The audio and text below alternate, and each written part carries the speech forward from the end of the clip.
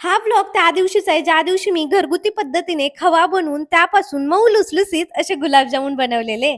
नमस्कार, मी गायत्री माने. मस्त असा पाऊस चालू होता बाहेर, त्याच्यामुळे पावसाच्या पाण्याचा मस्त असा गवती चहा बनवलेला. माझ्या आईला तर हा खूप आवडतो. त्याचबरोबर देवाची काही भांडी मी मस्त अशी धुवून घेतली.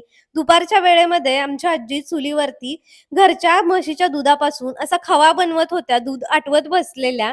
आणि तुम्ही ते बघताय पातेल्याला ना करपू लागलेलं, त्याच्यामुळे मी कढईमध्ये आता ह्याचं दूध आटवत होते आणि मस्त असा थोड्याच वेळात असा खवा बनून रेडी आहे. आता अर्धा किलो खवा बनलेला आमच्याकडे.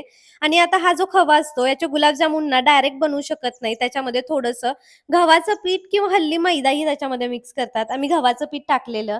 त्याच्यानंतर तेल तापलंय का नाही पाहण्यासाठी एक गोळी त्याच्यात टाकून बघितलेली, गुलाबजामुन टाकून बघितलेला. एकीकडे ना मी अशा प्रकारे त्याचा पाक बनवला आणि तुम्ही ते बघताय मी तोंडाला बांधून हे गुलाबजामुन तळतीये. कारण मला तेल ना तापल्यानंतर त्याचा वास अजिबात नाही आवडत. असे मस्त लुसलुसीत असे गुलाबजामुन बनून रेडी आहेत. तुम्हाला आवडतात का घरगुती पद्धतीचे गुलाबजामुन? कमेंट करून सांगाल.